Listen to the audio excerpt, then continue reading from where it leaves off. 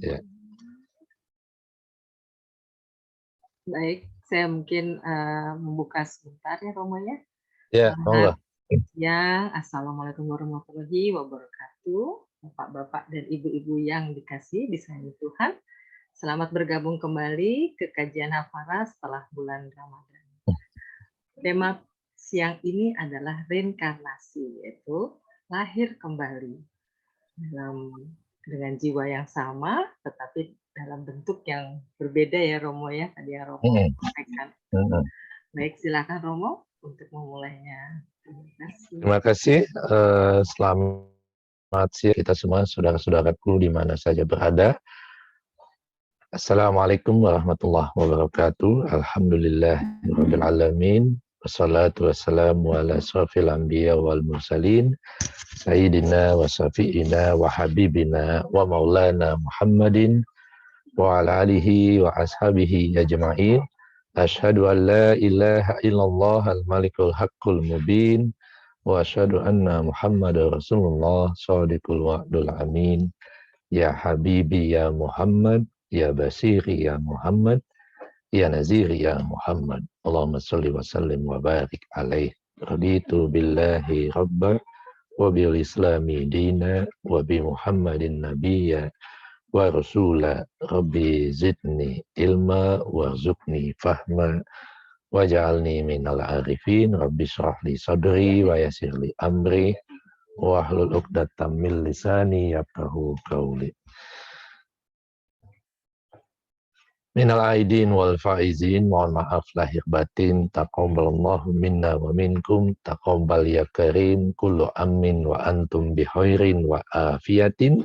Mudah-mudahan kita semua diberikan kekuatan lahir batin untuk bisa terus menambahkan ketaatan, karena ini masih bulan Syawal, bulan yang Syawal itu artinya tambah-tambah, artinya tambah-tambah ketaatannya.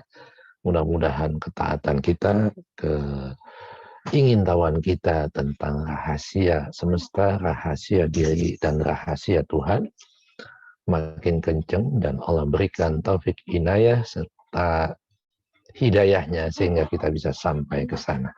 Amin ya rabbal alamin. Salawat serta salam teriring salam terbaik buat junjungan baginda Muhammad al-Mustafa. Mudah-mudahan dengan syafaatnya selalu kita bisa keluar dari kegelapan kehidupan menuju kehidupan yang penuh dengan petunjuk cahaya terang benderang. Kita mulai kajian yang agak serius ini, reinkarnasi, dengan membaca basmalah. Mudah-mudahan diberikan kekuatan, pemahaman, dan pengalaman yang kita idam-idamkan. Bismillahirrahmanirrahim. Tadi sudah disampaikan Mbak Aditya, tema siang hari ini reinkarnasi. Reincarnation atau incarnation, di depannya ada re, ada connection, ada reconnection, ada member, ada remember gitu, ada unite, ada reunite gitu. Nah, itu semua sebenarnya pengalaman kita menihilkan diri kita masing-masing. Yang kalau dalam bahasa di bulan Ramadan kemarin kita ini sudah sebulan penuh, 30 hari kita mengalami pregnancy period. Ada periode kehamilan, kita membawa sukacita, membawa duka cita dalam diri kita. Di tengah-tengah pesta pora kita berpuasa, di tengah-tengah dihalalkan semua makanan, kita menahan diri dari fajar sampai maghrib. Artinya benar-benar kita untuk mereincarnate gitu kan, untuk reborn, terlahir kembali, untuk reunite kepada asalnya, untuk remember gitu. Makanya nggak heran di Syawal, Idul Fitri ini banyak yang saling bermaafan. Karena boleh jadi selama ini tercerai-berai, terpecah-pecah, ada di mana-mana, akhirnya ketemu lagi dengan sanak keluarga. Makanya ada istilah mudik, roji'un. Innalillah wa inna ilaihi roji'un. Mudik kembali ke asal. Kembali yang tadinya terpisah, terpecah belah, yang tadinya dari yang tunggal, dari Allah, ini menjadi banyak, menjadi 37. Itu bahkan menjadi 7,5 miliar umat manusia di muka bumi. Asalnya cuma satu dari Allah.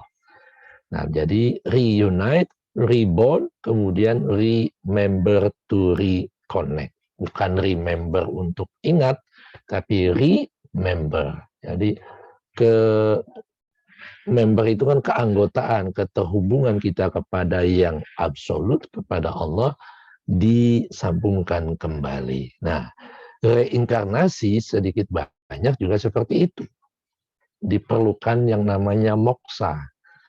Asal katanya dari kata rein dan karnis dalam bahasa Latin. Karnis artinya daging. Inkarnis artinya mempunyai bentuk manusia. Daging yang punya bentuk manusia itu disebut bentuk tubuh seperti manusia ini disebut inkarnis gitu. Jadi reinkarnis artinya adalah masuknya jiwa ke dalam tubuh yang baru. Jiwa atau ruh itu saja, karena ruh itu satu. Tubuh ini yang boleh jadi berganti-ganti, istilahnya apa sekarang itu, ganti casing. Kalau handphone itu ganti casing, dalamnya memang sama, gitu, tapi casing yang diubah-ubah, gitu kan casingnya. Jadi jiwanya adalah jiwa yang lama yang sudah ada, tapi jasadnya adalah jasad yang baru. Casingnya adalah casing yang baru, gitu. Maka reinkarnasi bisa disebut juga kelahiran kembali, reborn. Puasa itu untuk kita menggapai reborn sebenarnya. Karena dengan puasa DNA atau sel-sel tubuh yang merekam perbuatan jelek kita, karma jelek kita di masa lalu, 11 bulan yang lalu kan masa lalu itu. 1 bulan pun Ramadan, kita ubah dengan DNA yang apa? Ketaatan, nggak makan sembarangan, makan yang tadinya 3 kali cuma 2 kali, dan sebagainya gitu kan. Nah itu akan berganti baru. Dan kalau sudah berganti artinya rekamannya pun rekaman baru semuanya. Gitu. Kalau udah direkam yang baru, jangan dibawa-bawa lagi itu yang masa lalu. Gitu. Nah, kondisi ini bisa juga disebut migrasi jiwa. Ada imigrasi, ada emigrasi, ada transmigrasi gitu kan. Ini migrasi jiwa, berpindahnya jiwa dari satu jasad ke jasad yang lain. Makanya dalam Islam ya, kalau orang sudah berislam, bukan beragama Islam, sudah berislam, sudah pasrah kepada kuasa dan selaras dengan kuasa dan kehendak Tuhan, itu tidak ada reinkarnasi. Yang belum berislam, nah itu bisa jadi sudah mengalami pergantian casing berkali-kali, ratusan ribu, bahkan jutaan kali. Jadi mumpung sekarang nih kita masih di bulan Syawal, jadikan Syawal ini untuk menambah kekuatan ketaatan kita untuk mudah-mudahan bulan ini, tahun ini kita bisa bisa kembali kepada Tuhan dalam arti kembali kepada puncak kesadaran tertinggi untuk reborn, terlahir kembali. Sehingga kalau terlahir kembali semua yang lama sudah dihapuskan. Jasad yang lama ditinggalkan alias mati, kemudian pada suatu kesempatan ketika jiwa atau ruh kita masuk ke dalam jasad baru, maka menjadi bayi kembali. Bayi kembali bukan oe-oe, bukan ya, tapi bayi kembali ini adalah kembali innocent, kembali kepada Idul Fitri. Kalau kita pakai bahasa Idul Fitri sekarang masih Syawal ini, kembali kepada kesejatian, kembali ke asalnya, reunite, remember, reconnect. Itu. Dalam bahasa Inggris sering disebut reborn atau re-embodiment. Bagaimana dengan agama-agama di timur? Agama yang tumbuh di India, ada di Tibet, di Cina, Tao, Konfusius, Jepang, Zen Buddhism, dan di Indonesia. Reinkarnasi bagi agama-agama di timur itu bukan hal yang aneh. Reinkarnasi bahkan dipahami sebagai kepercayaan atau keimanan, bukan dipahami sebagai kepercayaan atau keimanan, tapi sebagai hukum alam. Ada nggak manusia yang lepas atau terlepas dari hukum alam? Nggak ada. Semua manusia mengalami yang namanya hukum sebab akibat, natural law, hukum alam di situ. Terus bagaimana reinkarnasi dalam pandangan dunia modern, di barat khususnya? Nah, kalau di barat sumbernya, dasarnya dari filsafat. Filsafatnya tentunya Yunani dan Romawi. Pada kedua peradaban atau budaya tersebut, reinkarnasi diterima sebagai kepercayaan. Jadi di antara filsuf Yunani yang kita kenal ada Plato yang hidup pada abad keberapa 54 ya, kurang lebih 54 sebelum Masehi. Plato itu hidup, dia percaya bahwa jiwa yang tidak pernah mati dan bahwa jiwa itu tidak pernah mati. Ruh itu nggak pernah mati karena ruh tidak diciptakan. Wa nafahtu fihi min ruhi. Aku tiupkan ruhku. Jadi bukan diciptakan tapi nafaho, ditiupkan oleh Tuhan, oleh Sang Maha Ruh gitu. Tidak pernah mengalami mati dan jiwa tidak pernah mengalami mati dan mengalami reinkarnasi berkali-kali. Jadi kalau berkali-kali berarti banyak banget. Bisa jadi nih kita yang 43 ini sudah pakai badan yang kesekian. Ada badan orang awam, ada badan orang khawas, ada boleh jadi badan khawasul khawas.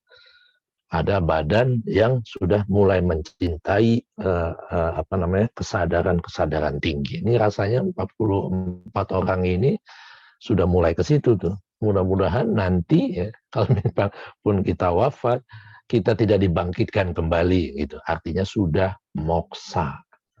Sudah benar-benar kembali innalillah wa inna ilaihi raji'un. Tidak ngalamin berkali-kali lagi pakai baju yang lain gitu.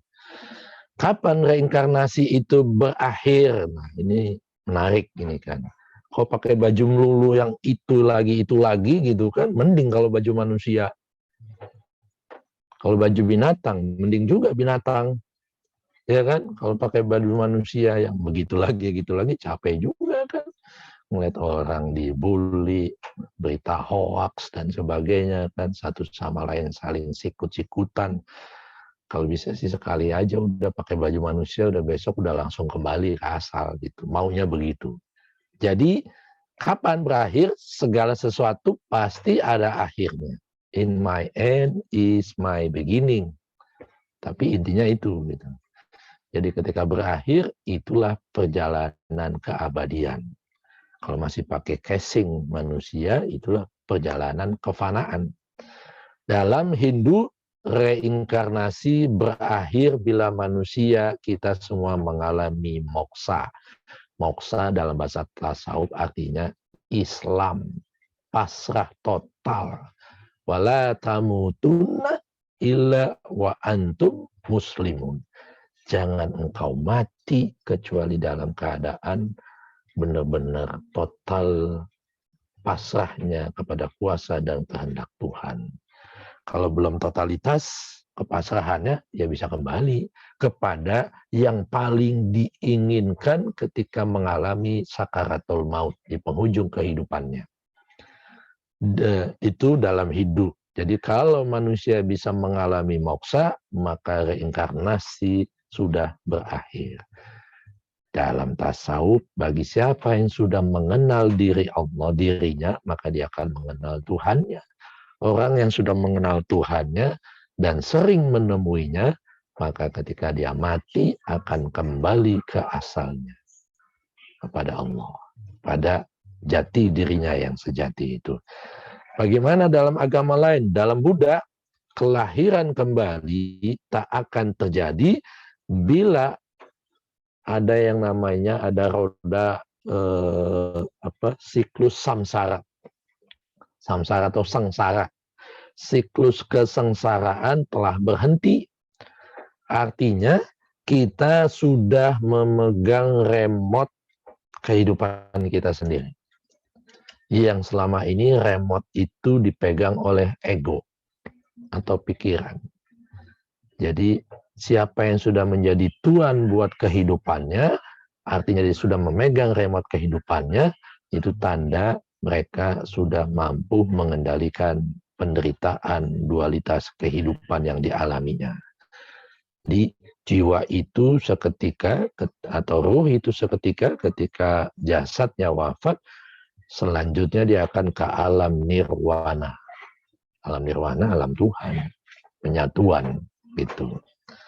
Lantas bagaimana Islam memandang itu? Ini yang paling kontroversi ini. Ada tujuan hidup dan mati dalam Islam itu apa sih tujuan hidup dan mati? Sebagian kecil dari orang Muslim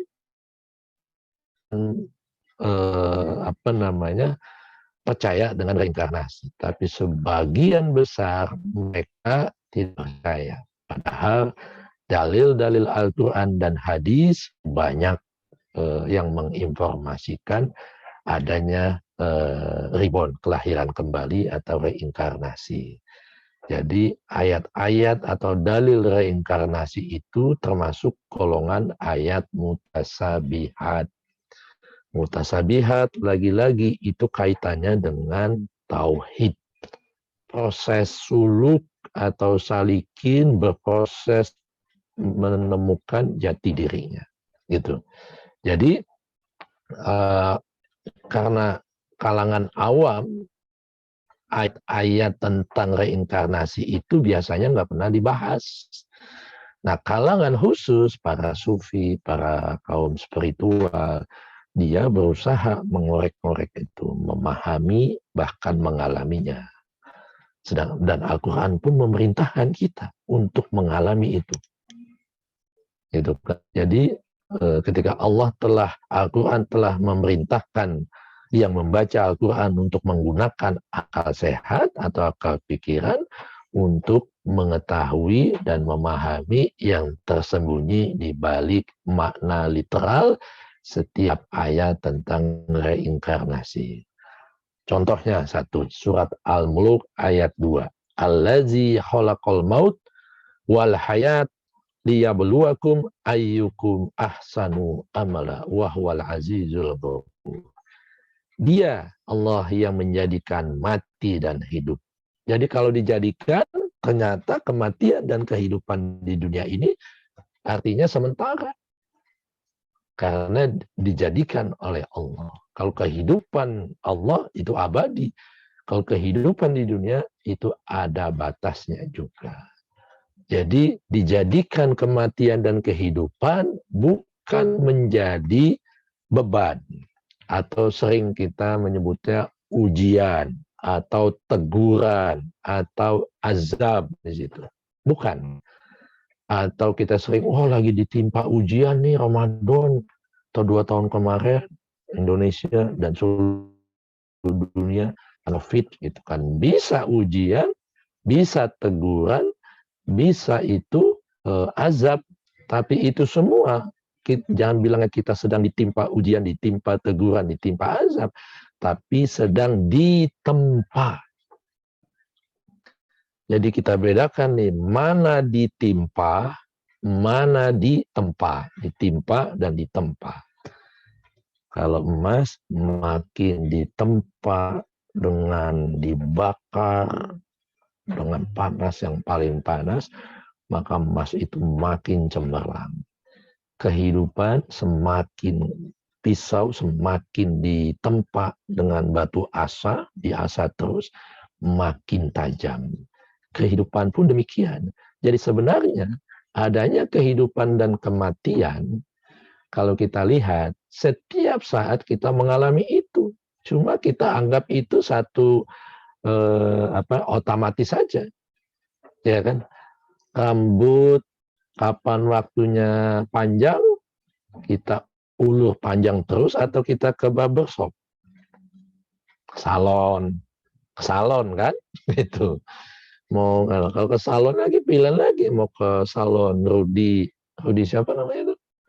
Salon Rudi lah pokoknya gitu, yang terkenal itu, atau ke salon yang ini dan sebagainya gitu. Jadi kehidupan, kematian dan kehidupan itu sudah Allah ajarkan dalam laku yang paling sederhana. Seminggu atau 10 hari atau 2 minggu sekali ada kuku kita, kapan dia panjang lalu kita matikan, kita potong. Itu sampai praktek mematikan itu. Kapan waktunya panjang rambut, apa 2 bulan sekali, apa 3 bulan sekali gitu, kita potong. Kan nggak mungkin kita panjangin terus. Ya kan? Artinya ketika berakhir rambut panjang itu, itulah kematiannya. Ketika terus panjang rambut itu, itulah masa kehidupannya. Gitu. Dari yang paling sederhana, motong kuku, membiarkan kuku panjang, membiarkan rambut panjang, potong rambut, gitu kan. Apalagi ada banyak yang lain di situ. Jadi keluar masuknya nafas itu kan harus dengan kesadaran. Itu nggak ada kaitan dengan kematian dan kehidupan sebenarnya. Tapi kaitannya bagaimana mau hidup terus atau mau mati selamanya gitu. Kalau nafas itu. Jadi dia menciptakan kematian dan kehidupan. Dengan cara itu Allah sedang mendidik dan melatih kita. Makanya bahasanya bukan ditimpa ujian, bukan ditimpa azab, bukan ditimpa godaan atau teguran, tapi kita sedang ditempa, sedang dididik, sedang dilatih untuk memberikan nilai bagi siapa yang lebih baik amal perbuatannya. Jadi kalau dikasih hidup, kita ngapain? Dikasih rambut indah, panjang, dibiarkan tidak diurus, ya sampai ke punggungnya, atau dijadikan rambut panjangnya itu sebagai ekspresi keindahan Tuhan. Jadi iklan sampo misalnya, ya kan? Itu bagian ekspresi. Alhamdulillah, gitu kan, atas karunia Tuhan gitu. Atau dipendekin sekalian, kan? Misalnya. Jadi satu, untuk mendidik dan melatih manusia supaya kita tahu mana diri kita yang paling baik amal perbuatannya. Diri yang sejati atau diri yang dikuasai oleh ego atau hawa nafsu gitu. Lalu mati dan hidup itu diciptakan oleh Allah. Mati dan hidup di dunia ya. Jadi mati dan hidup ini yang diciptakan oleh Allah ini yang sering dilupakan. Dikiranya diciptakan Tuhan itu hanya hidup. Mati ada di dalam wilayah ciptaan juga. Jadi hidup dan mati itu adalah ciptaan Allah. Tentu yang saya maksud di sini bukanlah hidup yang sejati. Hidup yang di dunia yang diciptakan itu yang akan ada masanya 50 tahun, 60 tahun, 70 tahun, 80 tahun, 90 tahun, ada yang baru lahir juga mati. Seperti itu. Jadi hidup di dalam jasad, hidup di jalan jasad, dan mati jasad itu, dan matinya jasad itu juga diciptakan. Jadi jasad atau raga hanyalah pakaian bagi ruh atau jiwa atau soul. Jika raga tidak bisa dipakai alias tidak berfungsi, maka jiwa akan meninggalkannya. Jadi kalau raga ini sudah tidak berfungsi, sudah sakit, sudah goyang-goyang gitu kan, sudah gemeter misalnya gitu, maka jiwa akan meninggalkannya. akan kembali asalnya. Tetapi jika jiwa sekedar meninggalkan jasad, belum tentu jasad mengalami kematian. Nah, ada yang pernah dengar OB atau pernah mengalami OB? Bukan office boy ya, bukan. Jadi OB ini out of body experience. Jadi peristiwa out of body experience mati suri, kita sebutnya gitu. Mati sir, kalau dalam tasawuf, mati sir itu rahasia. Jadi ada sedikit atau banyak rahasia keilahian di balik kematian yang sesaat itu yang diberikan oleh orang yang mengalami OB atau mati suri. Itu mati suri itu dari kata sir. Sir itu rahasia. Itu. Jika jiwa dapat keluar dari tubuh dan kembali lagi. Ada yang saya pernah cerita di sini atau di mana itu, sahabat saya itu anak kiai di Jember. Jadi habis mengalami banyak penyingkapan, dia nggak bisa menahan, lalu dia pengen pulang kampung, ziarah ke makam kakeknya gitu kan, kiai besar di Jember. Terus sama mursyid dilarang, jangan besok, minggu depan aja gitu. Dia jalan terus karena sudah beli tiket, sudah bayar. Gitu. Akhirnya dalam perjalanan dari Jakarta ke Surabaya lancar, Cirebon itu anjlok. 3 jam delay, kemudian 3 jam kemudian jalan sampai Surabaya lancar. Dari Surabaya ke Jember lancar. Nah, dari stasiun Jember ke rumahnya, di situ sahabat saya mengalami tabrakan. Belum sampai rumah nih. Tabrakan mati suri dia 40 hari. Sebulan, 40 hari. 37 hari dia mulai sadar gitu. Jadi dalam out of body experience-nya itu badannya udah dikasih apa aja sampai divonis ini geger otak parah ini. Tapi 3 hari berturut-turut jelang 40 hari itu dia melakukan gerakan sholat di ranjangnya itu. Ini beneran ini. Terus ibunya juga heran kan gitu. Tapi nggak sadar, dipanggil, digoyangin, dia nggak dengar. Selesai sholat, tidur aja lagi gitu. Nah udah selesai, pas persis 40 hari, sadar, bangun dia dari 40 hari out of body experience, mati suri. Di di ICU, di UGD itu. Nah itu kata dokternya, terus diperiksa semuanya. Dia mau pulang. Pak, saya mau pulang, mau ziarah ke kakek orang tua saya itu kan sudah lama ini. Masa dari Jakarta, saya belum sampai 40 hari malah rumah sakit. Akhirnya dokter periksa semuanya. Yang tadinya divonis geger otak parah, terus banyak yang terganggu, itu hilang semuanya. Lalu dokter, emang ngalamin apa? Saya nggak ngalamin apa-apa, cuma tenang aja tuh. Saya ada ini kayak begini, misalnya kayak dia turun ke satu pulau kosong sendirian dia, tapi enak banget itu tempat gitu. Seperti ini kan saya background yang saya pakai ini nggak ada orang satupun, tapi dia menikmati apa yang dia butuhkan itu. Jadi kesenangan yang dia dapatkan. Nah, ada yang kesenangan dalam peristiwa mati suri itu, ada juga yang penyingkapan yang jelek, yang nggak enak. Bahkan dia masuknya itu ke alam-alam yang menyeramkan. Bukan untuk ditakuti, bukan juga untuk disesali, gitu, tapi untuk menjadikan pelajaran. Bahwa kalau kita tidak selaras dengan yang maha suci, kehidupan kita akan kayak begitu. Kalau kita selaras, maka kehidupan kita akan seperti ini dan sebagainya, gitu kan. Nah, melalui pengalaman materi ini, tidurnya nyenyak pun dapat membuat jiwa kita keluar dari tubuh untuk jalan-jalan. Jalan ke LA, jalan-jalan ke Bali, jalan-jalan ke Bandung, ke Jogja, dan sebagainya gitu. Misalnya gitu.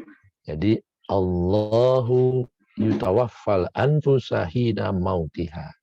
Allah sesaat yang memegang ruh atau jiwa manusia ketika matinya dan di waktu tidurnya. Bagi yang belum mati. Jadi yang belum mati, jiwanya kembali ke Allah. Nur Muhammad, nur ilahi. Nur insan yang biasanya suka jalan, mimpi, jalan-jalan dengan keluarga, ke mall, main di pantai, main jalan makan di restoran dan sebagainya. Gitu. Itu nur insan yang tinggal di jaga dari jalan-jalan. Dan hanya jiwa yang telah ditetapkan kematian. Ada yang kemudian ruhnya itu tidak kembali lagi ke jasad. Ya, dia mati di tidur. Ada yang seperti itu. Kali bangun.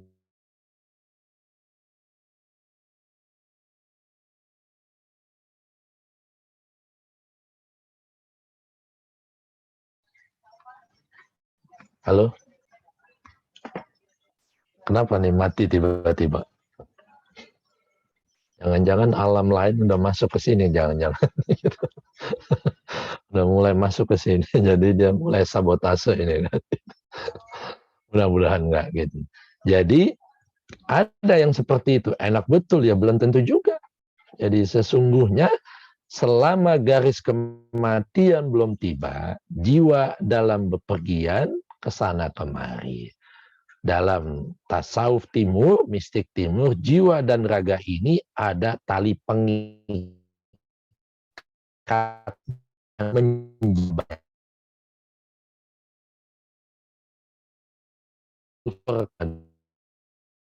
Sains itu. Selama terus, maka orang yang mengalami mati suri atau OB tidak akan ketimpa kematian. Makanya penting ketika mau tidur membaca doa.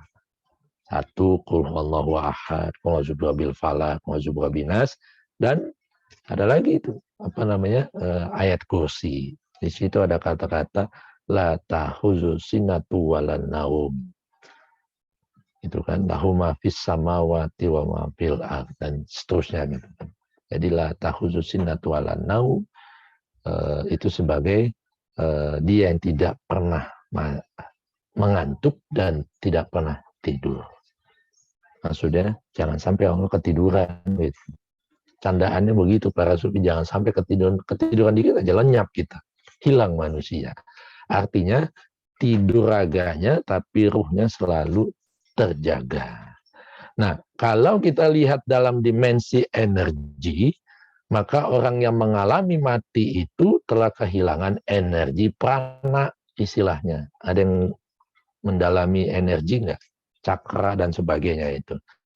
Atau hilang premananya atau jiwanya atau elan vitalnya.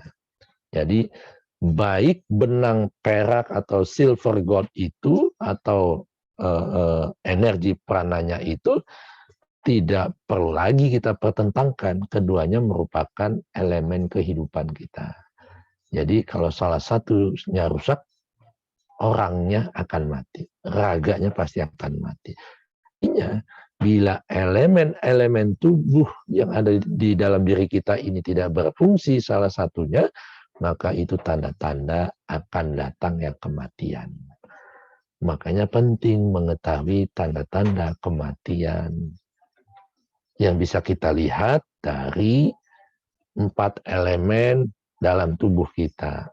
Elemen air, elemen udara, elemen api, dan elemen tanah. Tanda orang yang sudah dekat kematian makin berkurang itu elemen. Satu, elemen tanahnya misalnya badannya makin menciut. Ya kan? Ada yang menciut, badannya makin menciut. Makin berkurang berat badannya. Itu tanda itu. Bukan lagi diet, bukan. Kedua, elemen api atau elemen air. Bawahnya apa? Haus. Orang kalau tahun haus dan pengen makan, tapi bawaannya pengen minum.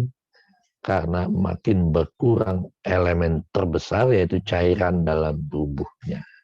Harus kita paham. Makanya penting sehari semalam paling sedikit 2 sampai,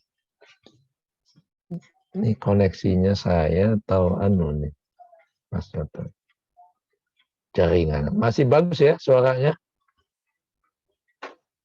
masih bagus. Makasih.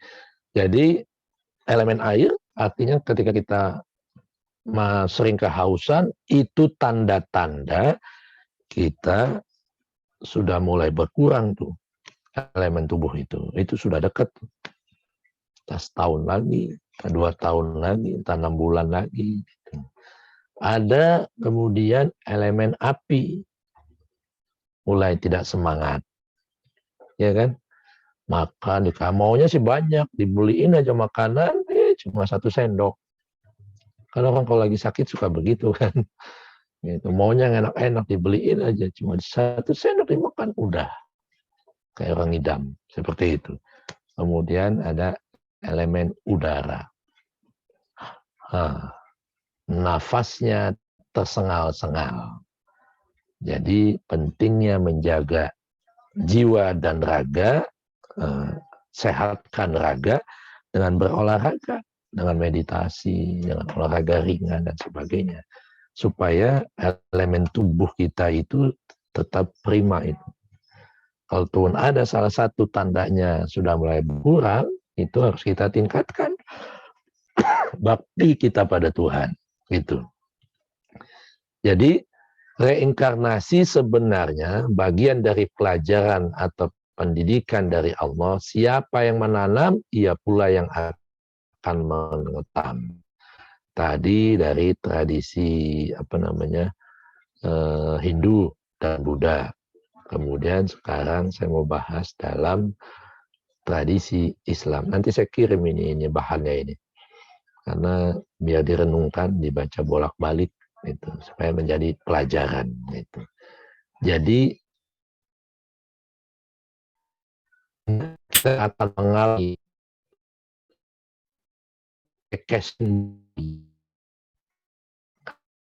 kalau kita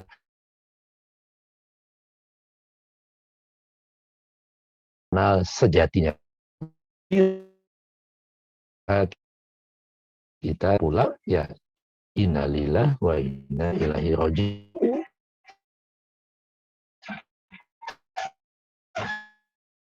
Tayang pulang yang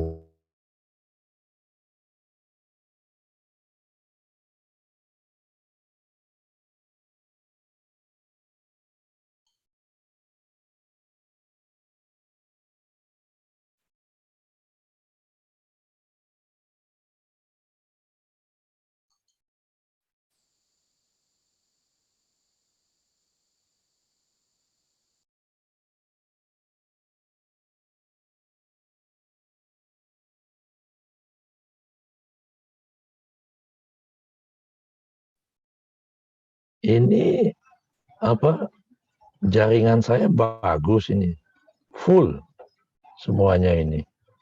Apa-apa yang nggak ngerti saya ini. Sudah masuk lagi ya suaranya? Jadi mudah-mudahan ke depan tidak ada halangan. Jadi reinkarnasi karena hukum alam berjalan di bawah kehendak Tuhan, maka seakan-akan pahala dan balasan itu pun atas kehendak Tuhan. Gitu kan? Jadi mudah-mudahan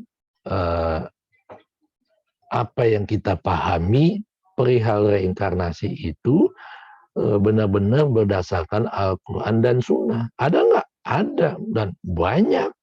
Yang bilang nggak ada itu berarti bacanya sambil lalu atau bacanya sambil tiduran. Baca Al-Qurannya maksudnya gitu. Kalau bacanya sambil direnungkan, terlalu banyak bahkan ayat Al-Quran yang menyebutkan bahwa manusia diciptakan itu berulang-ulang, dimatikan berulang-ulang, dihidupkan berulang-ulang, dan dikembalikan ke asalnya yang sejati, yaitu dari Tuhan, atau ke asalnya jadi manusia, balik lagi jadi manusia, atau menjadi makhluk selain manusia gitu. Nah, itu banyak sekali dalil-dalil dalam Al-Quran itu. Satu saya sebutkan di sini. Dalam Al-Quran, kenapa sering tidak disebutkan? Ada pandangan mengapa reinkarnasi di dalam Al-Quran tidak dijelaskan secara eksplisit dalam satu topik tersendiri. Agama lain semua rata-rata ngebahas itu. Karena Allah, Al-Quran maksudnya diwahyukan kepada Nabi sesuai dengan budaya bangsa Arab pada saat itu. Nah, budaya bangsa Arab, kehidupan di akhirat saja sudah dianggap aneh. Adanya kehidupan setelahnya itu ada akhirat, itu buat bangsa Arab pada saat itu aneh. Kalaupun ada orang Quraisy yang menerima pandangan tentang akhirat, sebenarnya merupakan pemahaman yang mereka percaya dapatkan dari agama sebelumnya. Dari agama Yahudi, Nasrani, Majusi yang mereka percaya. Bangsa Quraisy masih percaya kepada menyembah apa yang namanya itu berhala. Terus apa pandangan asli bangsa Arab tentang hidup sesudah mati? Enggak ada. Makanya sering disebutkan enggak ada dalam ajaran Islam itu tentang reinkarnasi. Bukan enggak ada. Tidak disebutkan secara gamblang. Makanya ayatnya termasuk mutasabihat. Orang Arab pra-Islam sebelum datangnya Islam berpandangan bahwa hidup ini hanya sekali saja. Direkam dalam Al-Quran. Kalau kita lihat, dan tentu mereka akan mengatakan hidup hanyalah kehidupan kita di dunia ini saja. Dan kita sekali-kali tidak akan dibangkitkan. Itu surat Al-An'am, surat ke-6 ayat 29. Lalu apakah dia menjanjikan kepada kamu sekalian bahwa bila kamu telah mati, kemudian telah menjadi tanah dan tulang belulang, kamu akan dikeluarkan jauh-jauh sekali dari kebenaran. Apa yang diancamkan kepadamu. Artinya mereka nggak percaya akan kehidupan setelah kematian.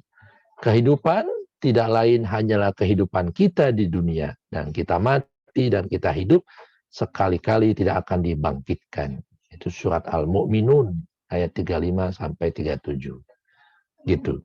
Jadi di Al-Quran ada merekam alasan kenapa orang Arab, umatnya Nabi Muhammad pada saat itu tidak percaya dengan alam akhirat, apalagi reinkarnasi.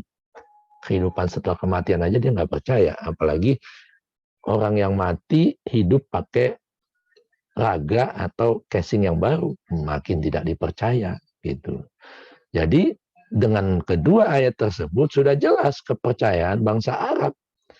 Nah, makanya Rasulullah datang mengantarkan, mengajak bangsa Arab, umat manusia pada saat itu, untuk bisa bersahadat. Caranya dengan cara mematikan diri. Supaya tahu pengalaman kematian. Ada kematian dan ada kehidupan setelah kematian. Itu. Jadi kelahiran kembali, reinkarnasi ini ayat mutasabihat yang samar-samar diungkapkan di ayat tadi di atas.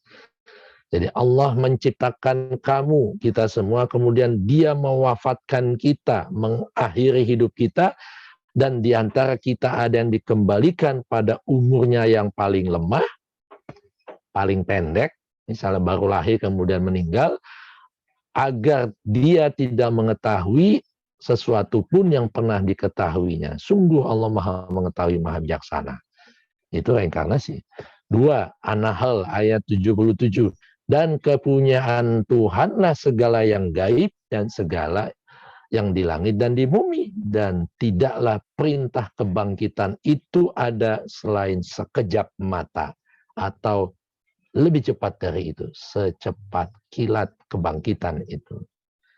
Dan Tuhan mengeluarkan kita dari perut ibu dalam keadaan tidak mengetahui sesuatu pun. Dan dia memberi kita pendengaran, penglihatan, fuad, agar kita bersyukur.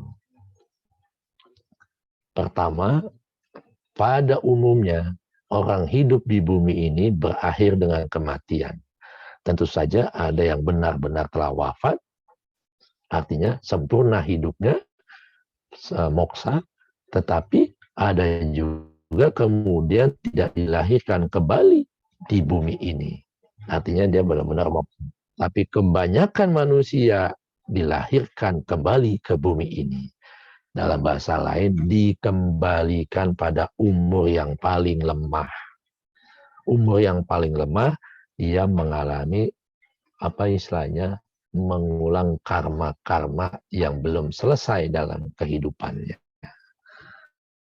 Jadi dia berkali-kali mengalami kebangkitan itu atau reincarnation itu.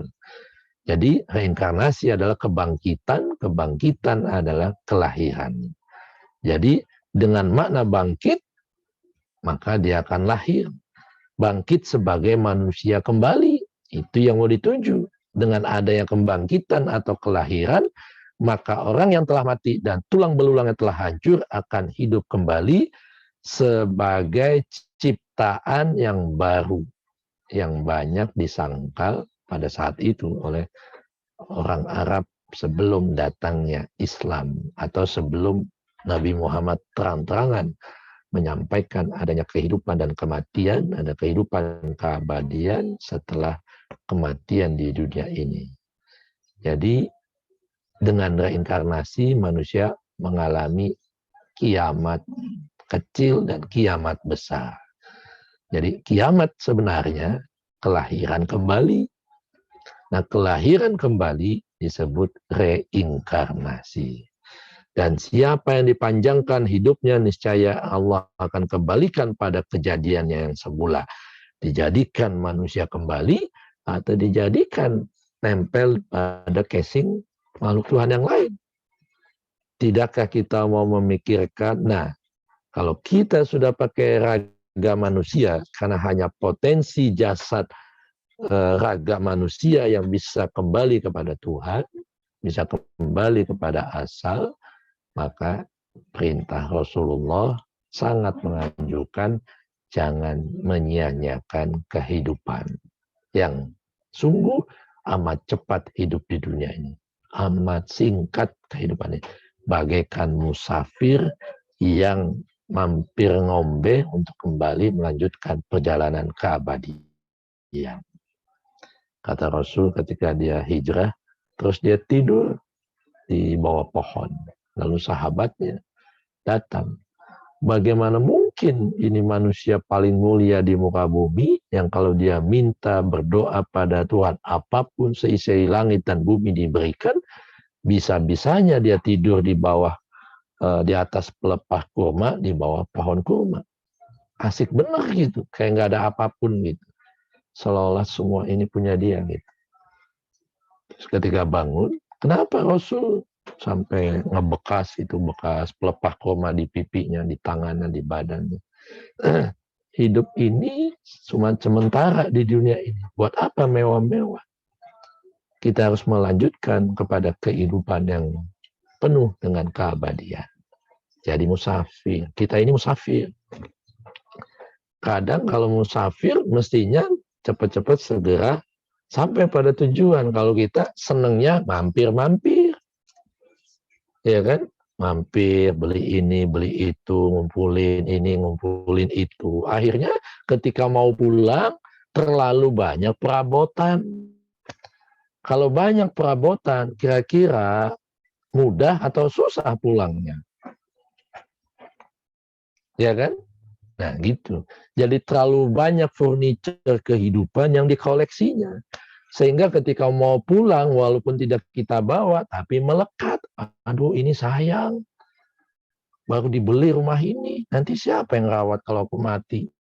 Siapa yang jaga? Siapa yang ninggalin? Nah, ini mobil limited edition, cuma 10 orang di dunia ini yang punya. Siapa yang nanti yang yang melindunginya, yang jagainnya dan sebagainya. Kalau sudah kayak begitu, ya jadi susah mati. Akhirnya matinya tidak moksa, tidak Islam. Ketika mati tidak Islam, dia akan bangkit kembali. Syukur pakai casing manusia. Kalau pakai casing yang lain, nauzubillah, summa nauzubillah. Jadi kejadian berawal, kelahiran kejadian pertama itu berawal dari seorang bayi. Bagaimana mungkin mereka memahami kejadian sebagian waktu kita bayi? Bagaimana mungkin kita memahami kejadian kita waktu bayi? Kecuali kita baca informasi, ya kan, dalam kitab suci. Nah, itulah dalam dalil Al-Quran. Allah menghidupkan, lalu Allah mematikan. Dan Allah hidupkan kembali dan dikembalikan ke asal kejadian yang awal. Lalu dimatikan dan dihidupkan kembali dan dikembalikan kepadanya. Jadi berkali-kali itu kehidupan kematian yang dialami. Sampai benar-benar ketika dia hidup kembali pakai raga manusia dan bisa ma'rifatullah, disitulah dia tidak kembali lagi. Itu berfungsi innalillah wa inna ilaihi raji'un. Itu ayat Al-Quran. Nanti saya kirim makalahnya. Kemudian ada dalam hadis. Selain Al-Quran ada juga dalam hadis. Di hadis diriwayatkan Ibnu Nasai disebutkan, demi Tuhan yang jiwaku ada dalam genggamannya, kata Nabi. Seandainya seorang itu gugur di jalan Allah, misalnya berperang fisabilillah, kemudian dihidupkan lagi, lalu gugur lagi, kemudian dihidupkan lagi dan gugur lagi atau wafat lagi, niscaya ia tidak dapat masuk surga sebelum melunasi hutang-hutangnya. Pernah dengar nggak ketika kita takziah kepada saudara yang wafat atau meninggal dunia, saudara-saudaraku, para hadirin yang bertakziah pada siang atau sore malam hari ini, bila almarhum atau almarhum punya hutang piutang, tolong, sekali lagi, tolong hubungi kami. Gitu kan? Gitu. Sering kita dengar itu. Sebenarnya bukan itu maksudnya hadis ini. Jadi tidak akan masuk surga. Masuk surga itu ketemu yang punya surga. Ketemu kepada Sang Maha Suci Allah Subhanahu wa Ta'ala tanpa noda. Jadi nggak akan bisa masuk surga sebelum melunasi hutangnya. Hutang karma kehidupan. Termasuk di situ hutang piutang. Lupa misalnya minjam duit atau apa gitu dan sebagainya gitu. Itu tidak terlalu penting ya. Udahlah saya ikhlaskan. Biasanya suka gitu. Kalau sedikit, kalau banyak pasti ditagih.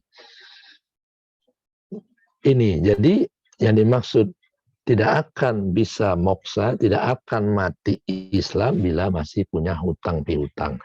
Hutang yang paling besar yang harus kita lunasi di dunia ini, mumpung masih punya raga, adalah hutang yang paling besar, hutang manusia tidak kenal Tuhannya. Hutang manusia yang paling besar adalah hutang tidak mengenal Tuhannya selama di dunia ini. Jadi tidak akan masuk surga ke Baitullah bertemu Allah, kembali ke asal sebelum lunas itu. Lunasinya di mana? Ya di dunia. Bagaimana mungkin kita bisa tahu jalan ke negeri akhirat kalau di dunia kita tersesat. Belum tahu asal kita. Asalnya kita Allah. Allah itu maha terang benderang, maha menerangi. Kita harus tahu cahaya terang itu sebelum kita kembali ke asal kita yang sesungguhnya.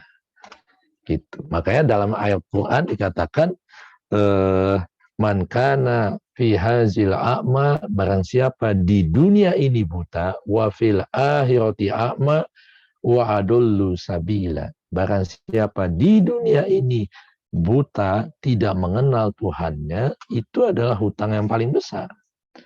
Maka nanti ketika dia harusnya pulang kepada Allah, dia nggak bisa pulang.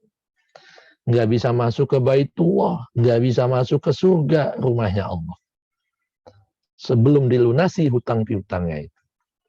Hutang yang paling besar, hutang tidak mengenal Tuhan. Kenali Allah, kenali diri, maka engkau akan mengenali siapa Sang Maha Sejati. Itu. Orang yang berutang itu dibelenggu dalam kuburnya. Kuburnya ini. Jadi kalau ruh jiwa kita belum kenal kesadaran tertinggi, belum kenal Tuhan, belum pernah ketemu, itu biasanya kita masih terbelenggu dengan raga ini, dengan jiwa. Aduh, siang-siang ada kajian, mana ngantuk lagi, mana puasa lagi, bulan puasa misalnya.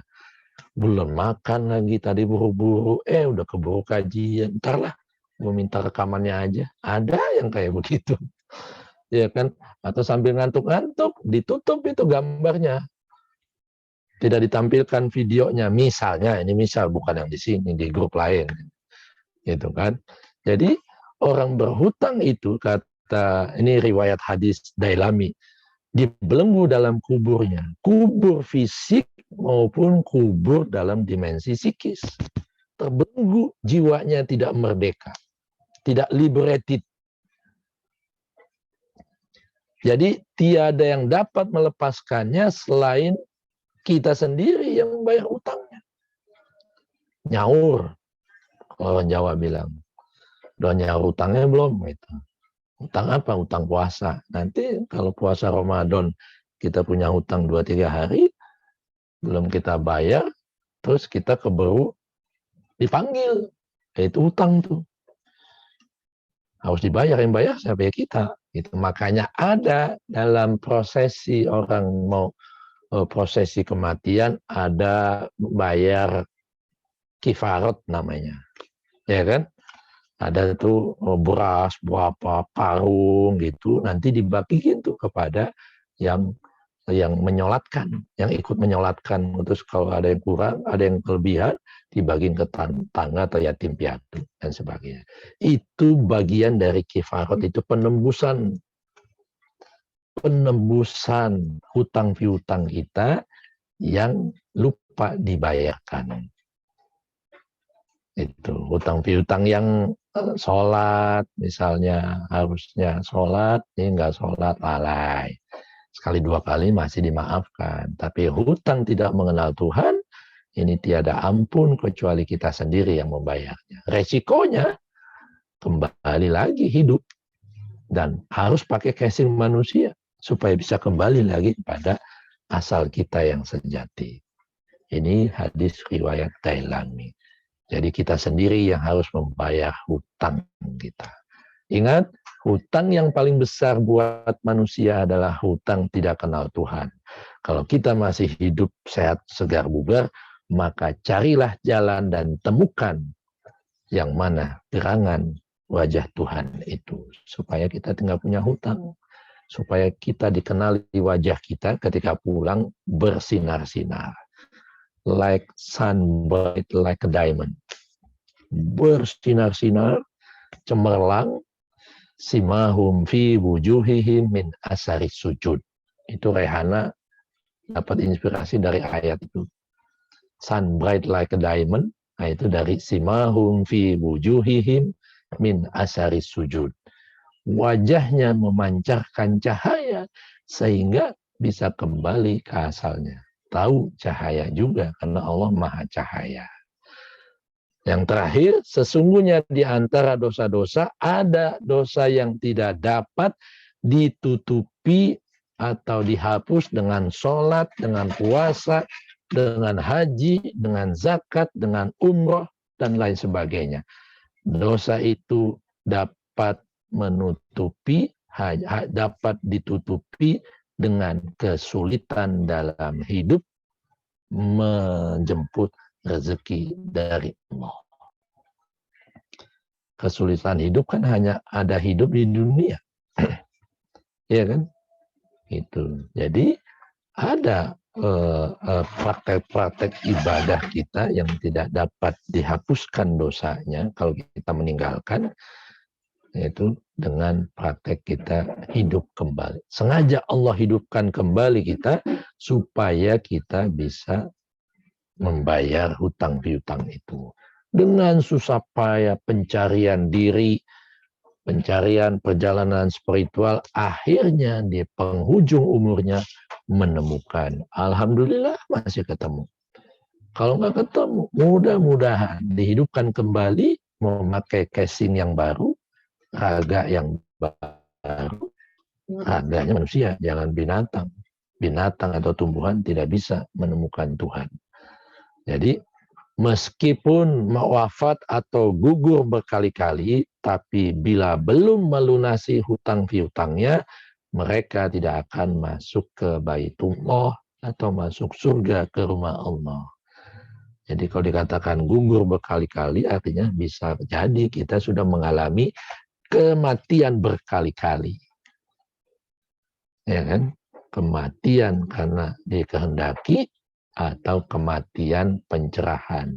Kematian karena kita yang menghendaki. Carilah ilmu sampai menemukan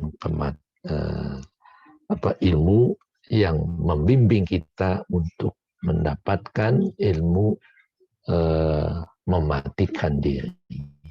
Sehingga kita bisa kembali pulang bukan karena keinginan Tuhan, kehendak Tuhan, tapi memang kita sudah siap rindu menghadap kepadanya.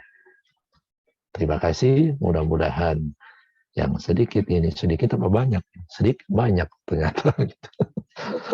Nanti saya kirimin ini, mesti dibaca dan direnungkan gitu. Silakan kalau ada pertanyaan, nanti ada 2-3 uraian yang akan saya sampaikan lagi. Silakan.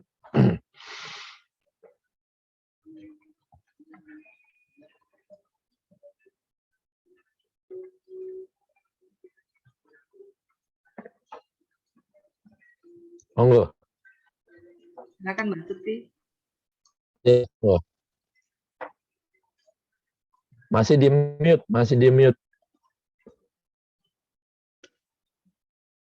Unmute. Nah, nggak bisa ya. Oke. Selamat sore, Romo. Romo, ya. Tadi kan artinya saat ini kita hidup saat ini adalah dikasih kesempatan oleh Allah, oleh Tuhan untuk bisa mendapat pencerahan. Yeah. Ini kan kesempatan kita kan. Yes. Nah, tanda bahwa saya ini sudah mengenal Allah, saya ini sudah tahu Allah itu apa gitu loh. Karena kan kita berusaha tahu kan, jika kau kenal dirimu maka kau akan kenal Tuhanmu. Nah, teorinya apa gitu. Nih? Ya, lu saya benar-benar udah tahu Allah belum sih nih. Nah, itu gimana ya, Pak Ustadz? Apa ya, satu kan kita pengen kan? Iya.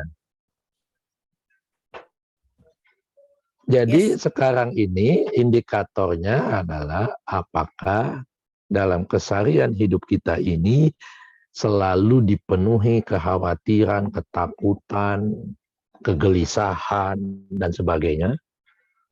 Selalu ada kerinduan yang di situ harus dipenuhi kerinduan itu untuk dipenuhi kerinduan itu supaya misalnya haus nih pengen belajar agama yang lebih menyejukkan, itu salah satu tandanya tuh.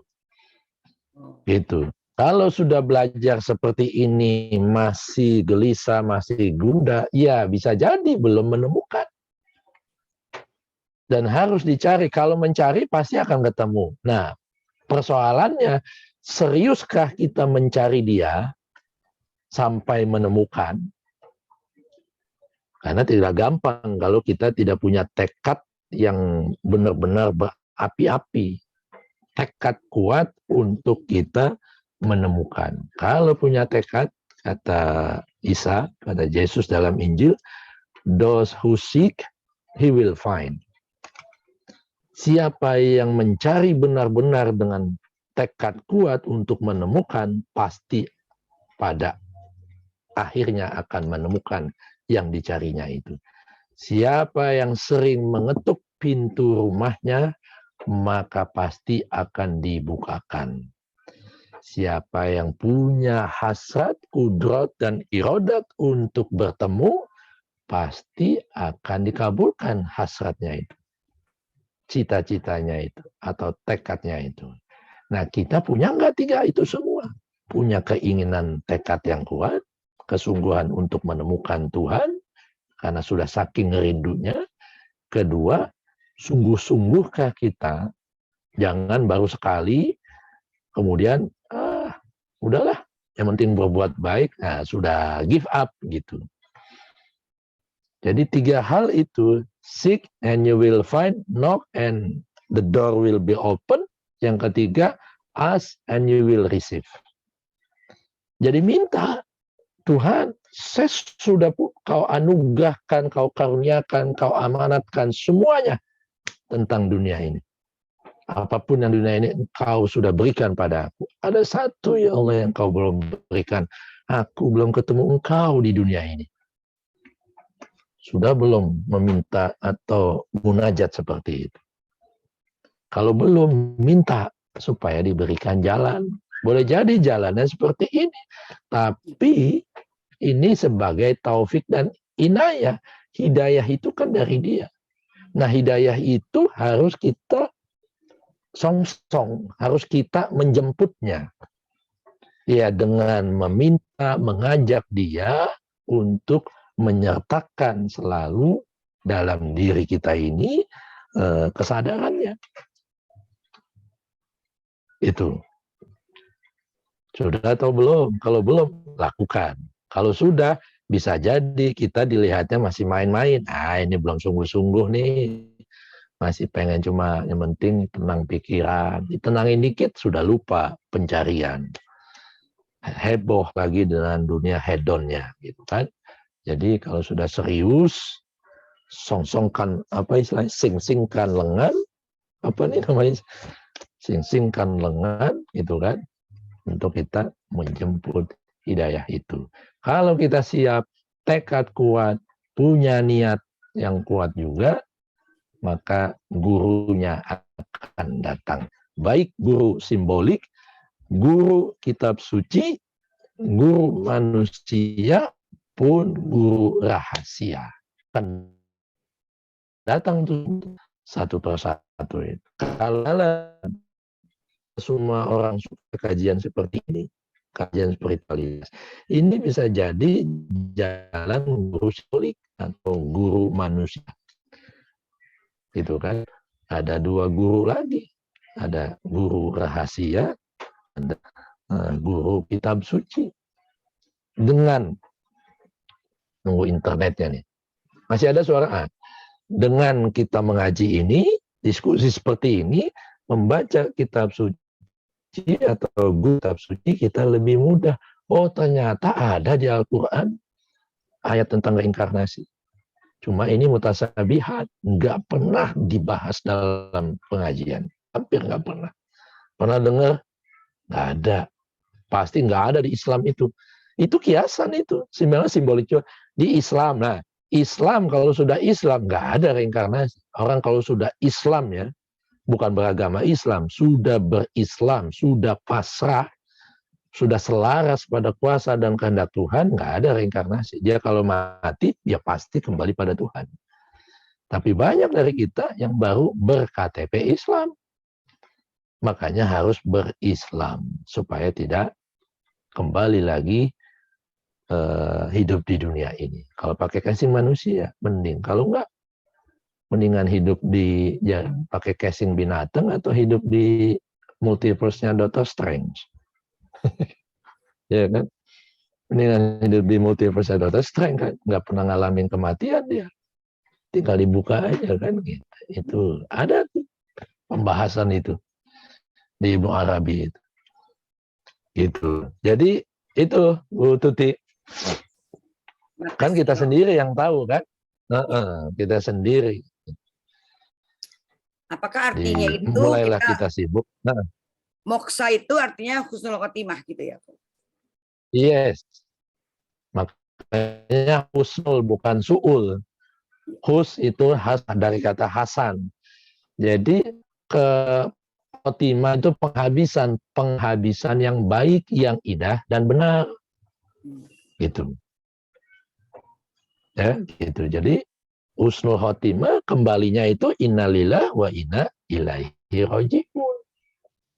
Bukan kembalinya dia nyangkut kemana-mana, ke pohon, ke goa, ke hutan, ke kamar kosong di rumah, ke gudang yang ada di rumah.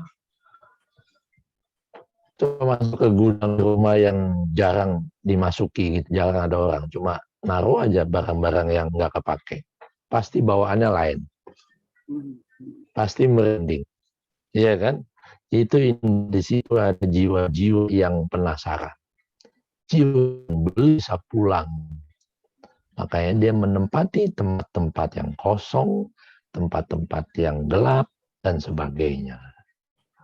Nabi Muhammad mengajarkan jangan biarkan kamar atau apa dengan kosong. Jangan ada nyimpen kardus berpuluh-puluh kosong, itu jangan.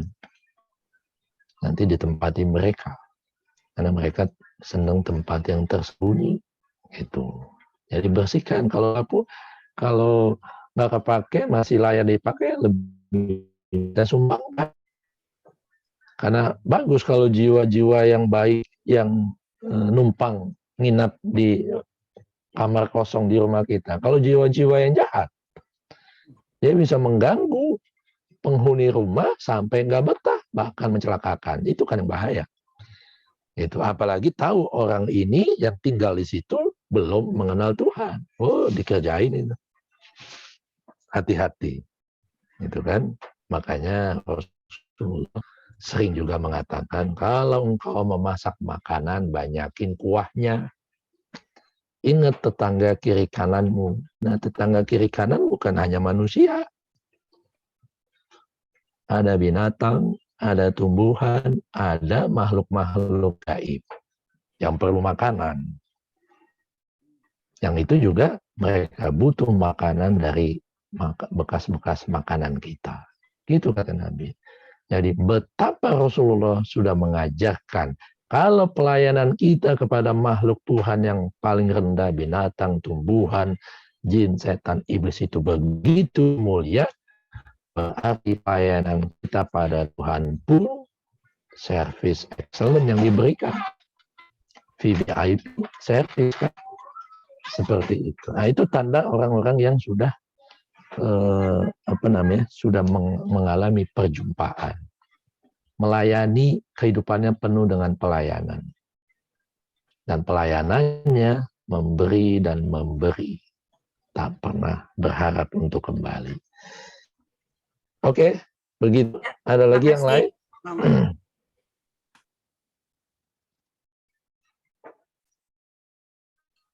Ada pertanyaan di chat, Romo.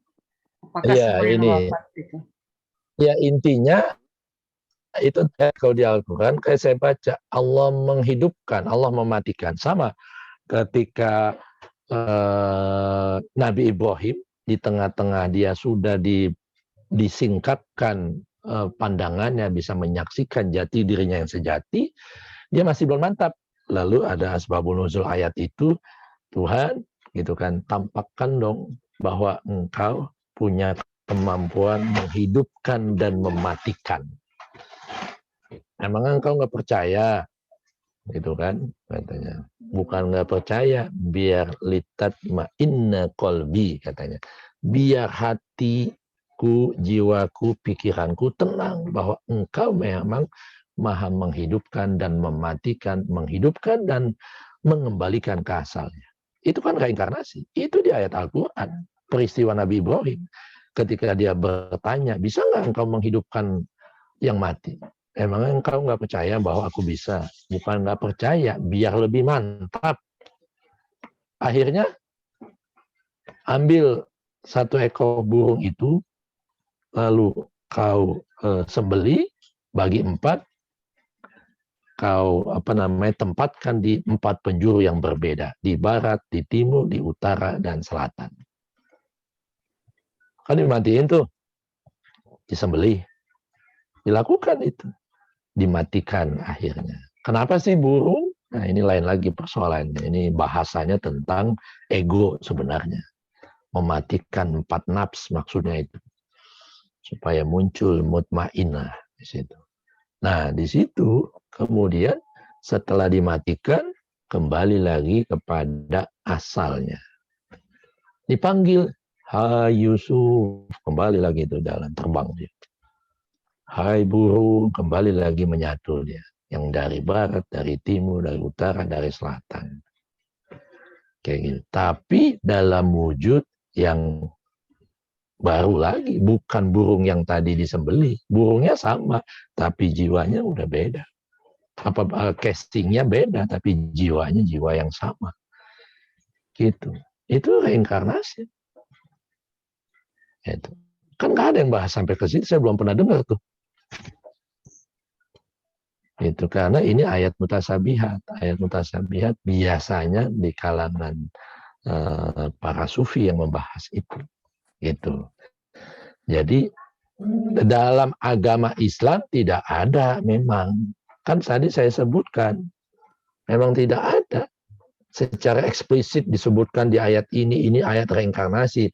Tapi kalau kita mau merenungkan, mau mengkontemplasikan tadi ayat yang saya baca, itu kan pertanyaan bahwa Allah bisa menghidupkan kembali apa yang sudah dia matikan. Ya kan? Gitu. Dan hakikatnya kita sendiri sebenarnya.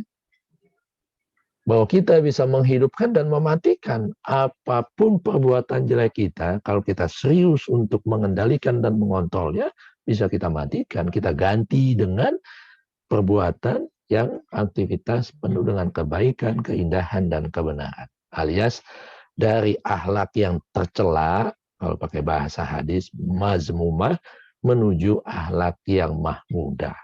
Akhlak mahmudah adalah mentajalikan, memanifestasikan sifat dan nama-nama ilahi dalam perilaku keseharian. Kalau Allah punya nama Rahman Rahim,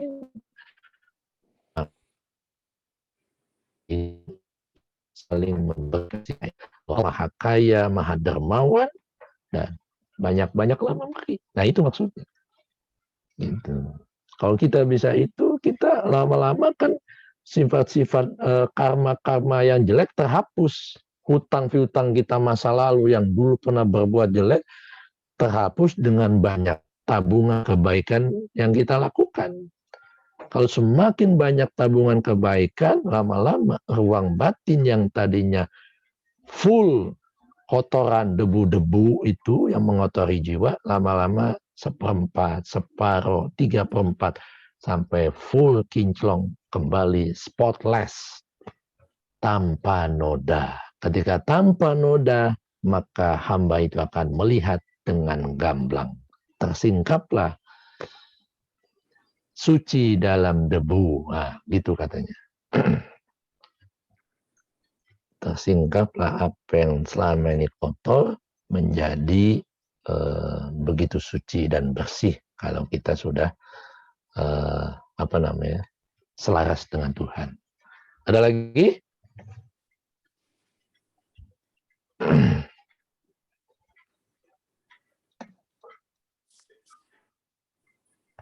Romo. Ya. Assalamualaikum, nanya. Tapi pertanyaannya kayak orang tadi kan Romo bilang ya bahwa kita udah berkali-kali kembali lagi, dihidupkan lagi. Jadi berarti kita sendiri sebenarnya sudah dari zaman dulu berkali-kali gitu, sehingga karmanya ngikut terus. Nah, yes.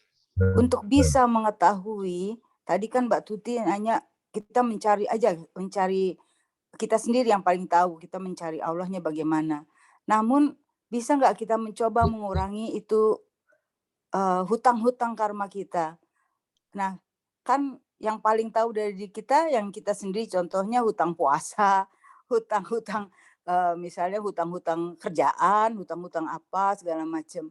Tapi mengurangi yang sebenar-benarnya yang paling besar buat kita tuh dulu, misalnya sama ayah bunda apa gitu kan bisa kita list. Tapi yang lain-lainnya apa? Sampai tadi Romo bilang akhirnya di dunia akan diberikan kesusahan atau kesedihan. Yes. Kiranya bagaimana ya Romo kita sudah pergi misalnya ke umroh, sudah dikasih kesenangan di dunia apapun, apalagi gitu yang kita masih beri, ada terus gitu, kita cari terus nih gitu kemana-mana kan. sampai ngikutin Romo, terus ngikutin makanya itu Romo. Assalamualaikum, makasih. Kalau pencarian luar, pasti yang timbul adalah kekecewaan. Yang timbul adalah komparasi atau membanding-bandingkan. Yes? Ya. Pasti yes. Gitu kan? Pasti yang ini begini, kecewa kita gitu. Maka sekarang ubahlah. Hijrah itu bukan hijrah pakaian. Hijrah itu bukan hijrah tempat. Hijrah itu dari hamba menjadi Tuhan. Ini saya langsung aja deh. Hijrah itu dari gelap menuju cahaya. Hijrah itu dari tidak tahu menjadi tahu. Nah, kalau sekarang benar-benar belum tahu dan kalau belum tahu pasti belum ketemu. Belum ketemu Tuhan, niatkan untuk menemukan Tuhan. Kalau niat, harus kita komunikasi. Adakan banyak-banyak inner dialogue ke dalam hati yang paling dalam. Oh, ternyata gue sudah pergi umroh berkali-kali, haji berkali-kali, ikut pengajian ke sana kemari. Kok masih kayak begini sih? Gue kayaknya masih melekat banget sama dunia. Nah, itu artinya bisa jadi. Itu cara Tuhan untuk membawa kita pada proses perjalanan spiritual. Perjalanan kembali untuk menemukan sejatinya diri.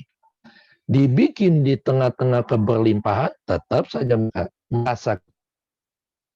Di tengah keramaian, tetap saja merasa kesepian.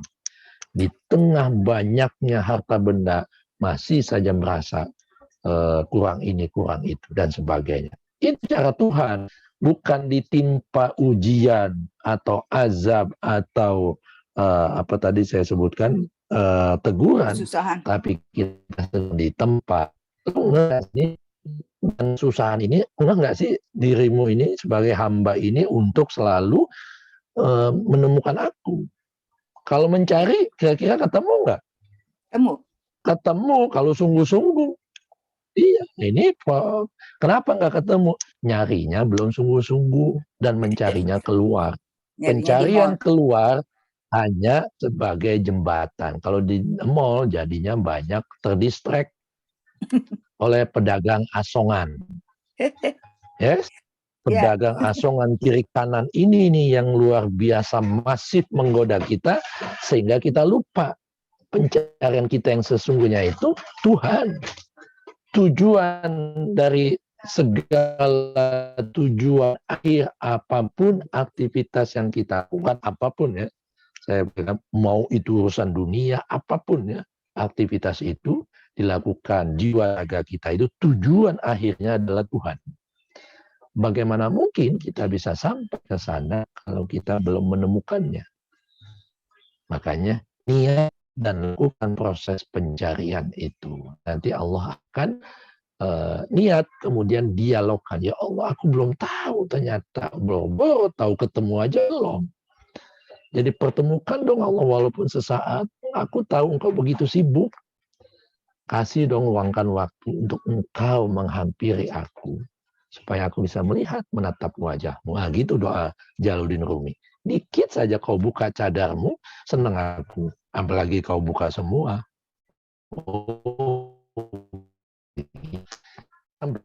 Padahal dia anak orang kaya, punya kekuasaan, jabatan, baik dalam ilmu maupun dalam kekuasaan.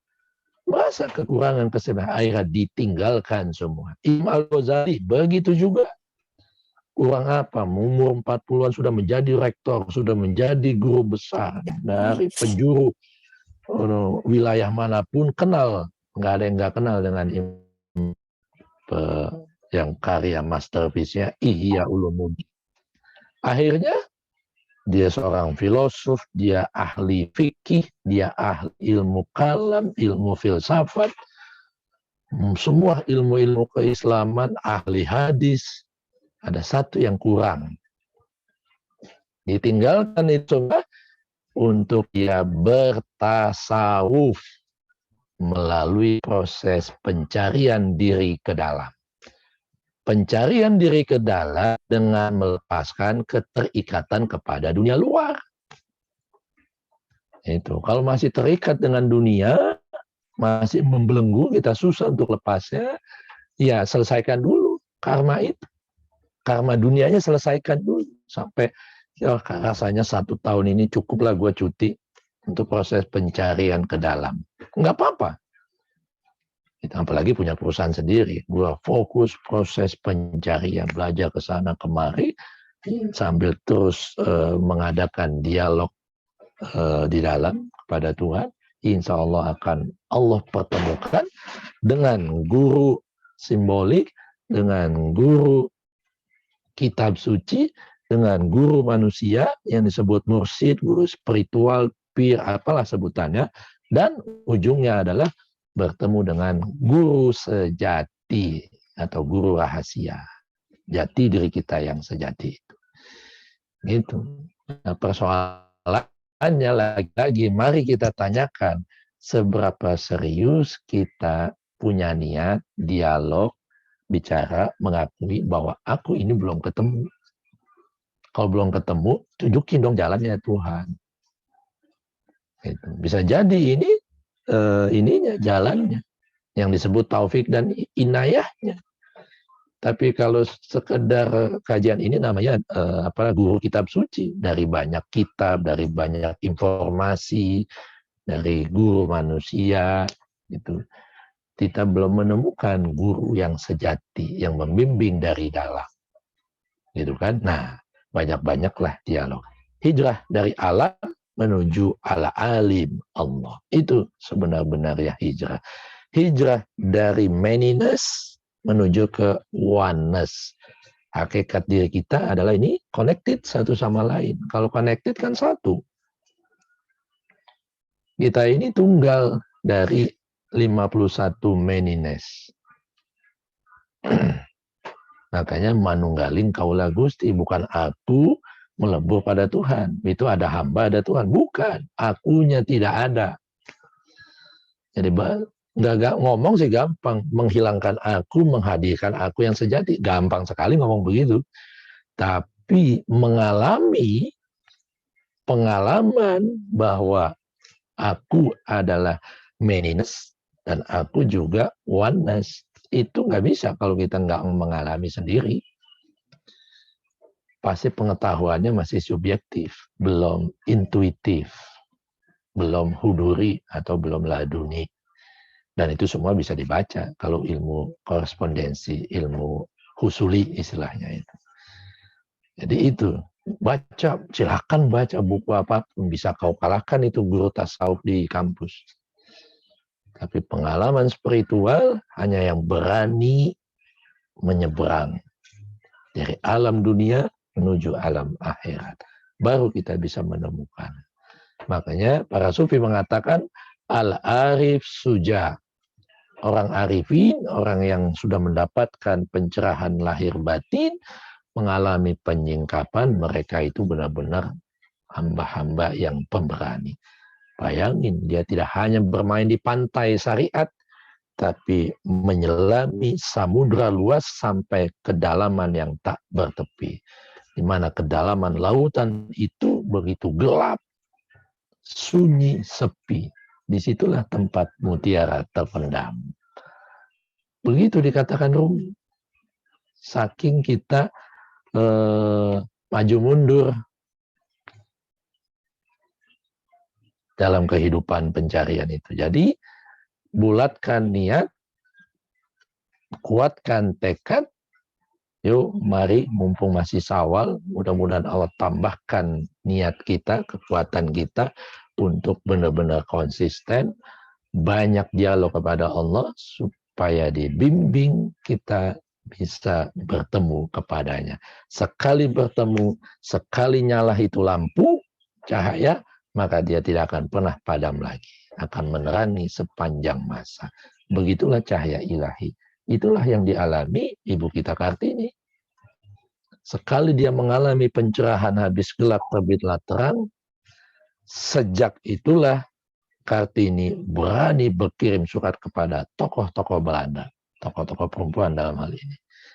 Gitu. Untuk apa? Untuk menggerakkan emansipasi wanita pada saat itu, bahwa wanita Jawa juga layak atau sejajar setara dengan kaum lelaki Hindia Belanda, pun kaum kulit putih Belanda.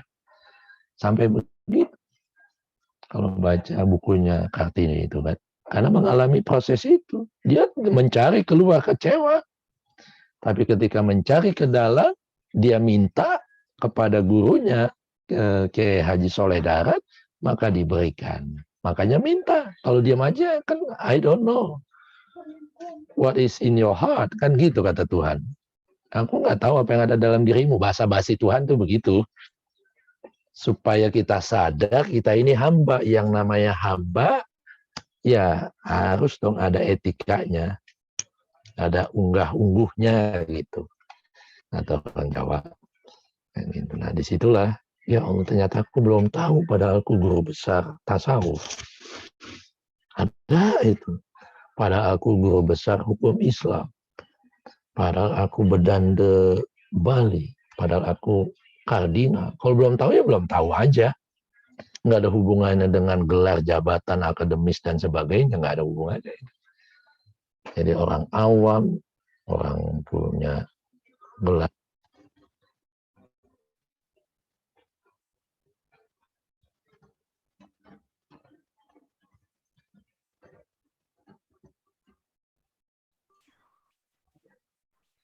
Ngomong ada suaranya.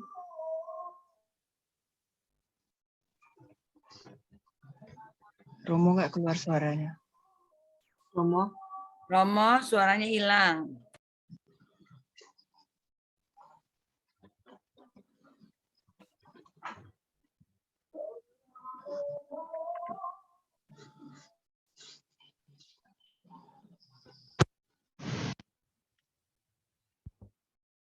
Halo, oke. ya oke Romo, cuman agak jauh.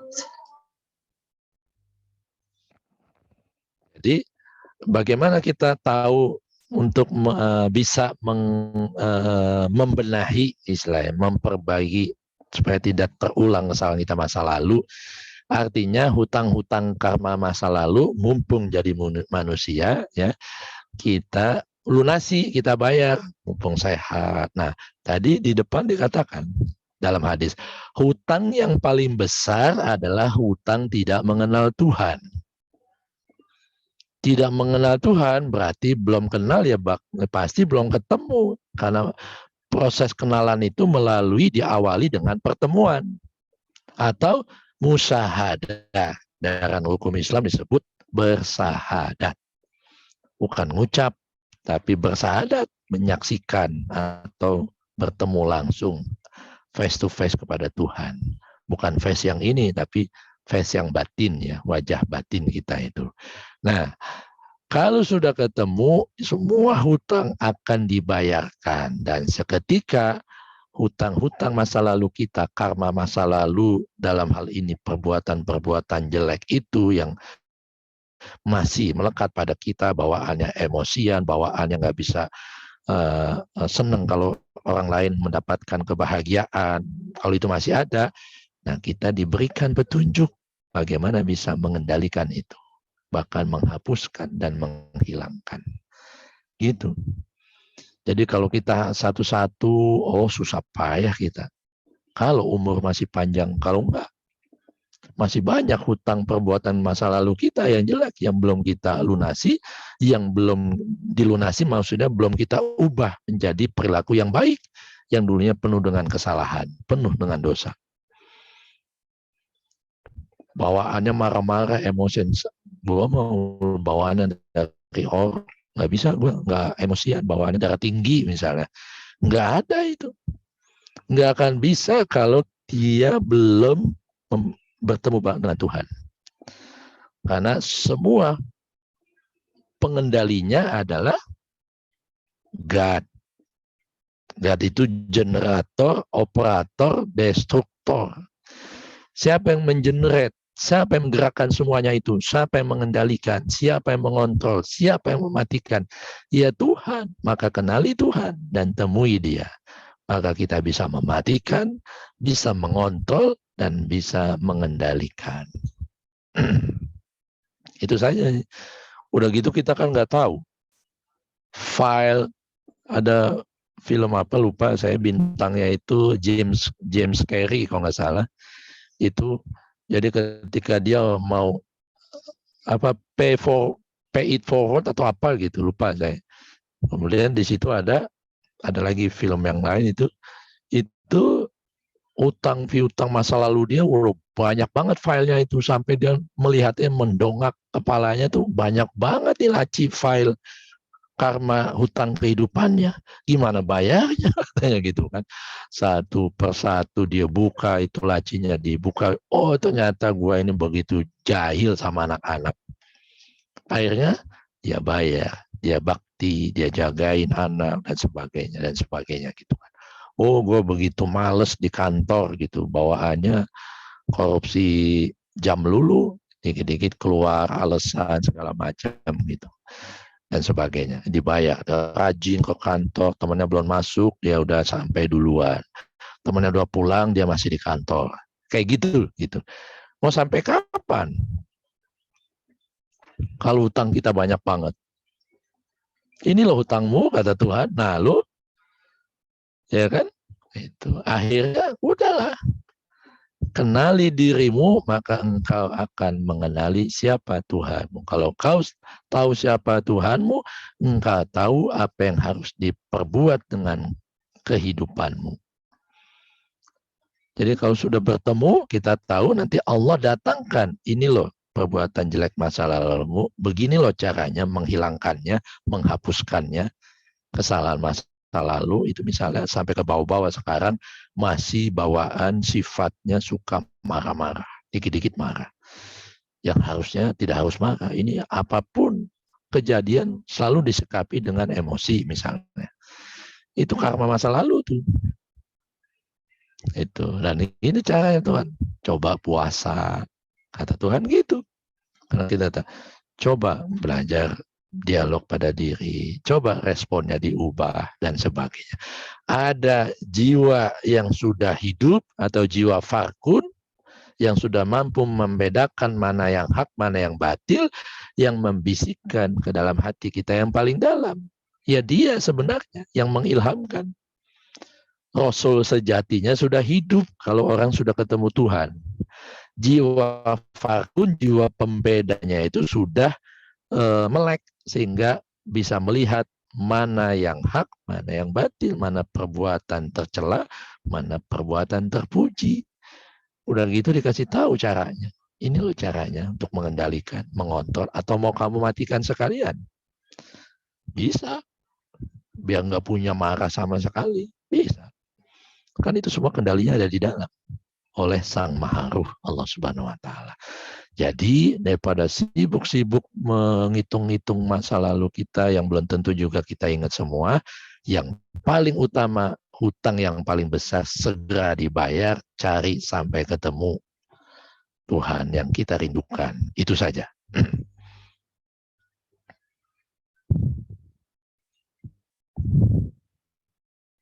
Any more? Ada lagi pertanyaan? Ada di chat terakhir Romo. Ini mau pamit kemana ini? Mau pamit ketemu Tuhan atau mau pamit kemana? Ini sudah saya baca tadi itu. Yang Ibu siapa tadi? Farida. Ibu Farida, Ibu Ratna juga kan udah. Itu sebenarnya saya jawab itu tadi. Terus mana lagi? Ini. Apakah semua yang wafat selalu ke alam barzah dahulu? Yes. Alam barzah itu alam penantian. You are written go home atau mampir-mampir dulu gentayangan. Alam penantian, ya makanya kita dianjurkan di Islam Ahlus Sunnah wal Jamaah tahlilan 7 hari, 40 hari, ya kan, 100 hari, bahkan 1 tahun atau haul. Nanti ada ke 1000 hari gitu. Mudah-mudahan sampai 1000 hari kita bisa pulang, benar-benar pulang ke asalnya. Kalau enggak, ya dihidupkan kembali, mudah-mudahan dihidupkan pakai casing manusia. Itu tujuannya kenapa kita tahlilan, baca Yasin. Yasin itu buat itu tadi. Yasin, wahai manusia, wahai insan. Itu di situ ada ayat reinkarnasi itu di surat Yasin. Ada di makalah saya ini.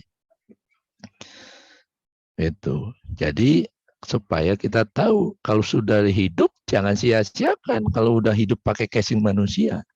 Kalau belum ya berdoalah. Itu. Supaya bisa dihidupkan kembali memakai casing raga manusia atau jin. Karena hanya dengan wujud raga manusia dan jin yang bisa ma'rifatullah, yang bisa bertemu kepada Allah. Gitu. Jadi alam barzah ini alam antara, tidak ke atas, tidak ke bawah. Kan gak enak kalau di antara. Ya kan? Mau pulang ke asal dia kagak tahu. Kita nggak tahu karena jalannya gelap. Karena kita nggak punya lampu penerang untuk menerangi perjalanan kita menembus 7 lapis langit kesadaran. Mau turun lagi ke alam dunia, kontraknya sudah habis. Akhirnya muter-muter aja tuh di alam barzah, di alam penantian. Jiwanya, bukan raganya, akhirnya nempel di pohon beringin, nemplok di pohon sawo, ya, itu, diem di hutan, di goa dan sebagainya. Jadi penghuni alam-alam yang lain, gitu. Nah kalau dia nempel, kemudian nempel sekedar nempel menunggu rumah sambil menunggu casing yang baru, itu kan hak Tuhan, ya kan? Ya repot, akhirnya dia lihat tuh mana ada diperhatiin ada makhluk Tuhan lain yang mati, dia mau masuk ke badan. Dia salah masuk ke kecoa, jadilah kecoa. Ada tikus kelindes di jalan, dia masuk lagi, jadilah tikus dan sebagainya. Kan nauzubillah. Gitu. Karena mau masuk lagi ke raga manusia nggak bisa. Kontraknya sudah habis 50 tahun, 40 tahun, 70 tahun, 63 tahun, 80 tahun. Kapan? Ya nanti, tunggu aku bangkitkan kembali, kata Tuhan. Nggak sabaran, akhirnya dia mau masuk sendiri. Ya masuk, kalau dia gelap, akhirnya salah masuk. Salah masuk casing. Casing anjing dipakai sama dia. Akhirnya anjingnya jadi kayak manusia kelakuannya. Ada kan anjing kayak gitu. Gitu dan sebagainya. Gitu. Jadi alam barzah, alam penantian, itu nggak enak. Yang ada kalau kita pulang, innalillah, ya langsung wa inna ilaihi rojiun, dan kepadanya aku kembali.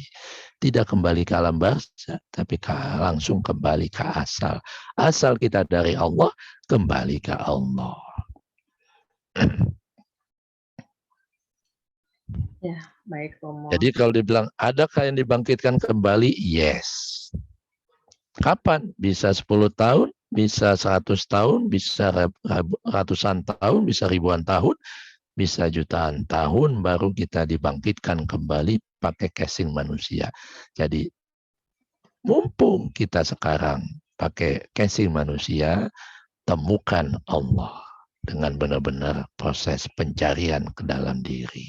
Dan minta munajat, inner dialog kepadanya. Ajak dia untuk menyertai perjalanan kita untuk menemukan sejatinya diri. Yaitu diri yang tidak beda dengan Tuhan, Allah Subhanahu wa Ta'ala. Oke ya? Baik Romo, terima kasih pemaparan reinkarnasi. Mungkin ada closing statement nggak, Romo? Atau kayaknya kita perlu lanjut ke reinkarnasi nih. Ada banyak memang yang ini aja. Nanti kalau sudah baca, kita teruskan lagi. Ada babnya itu tentang apa namanya, di kitabnya itu kita reinkarnasi ini bentuknya apa dan kesudahannya gimana gitu. Itu menarik itu. Jadi adakah reinkarnasi? Sekarang sudah kejawab. Ada, cuma nggak dibahas. Makanya saya bahas sekarang kan. Nanti di ayat Al-Quran ada, hadisnya saya cantumkan itu di makalah gitu. Terus nanti gimana kesudahan orang reinkarnasi itu? Ya kembali ke asalnya. Asalnya dari Allah, ya kembali dari Allah. Yang kembalikan ruh.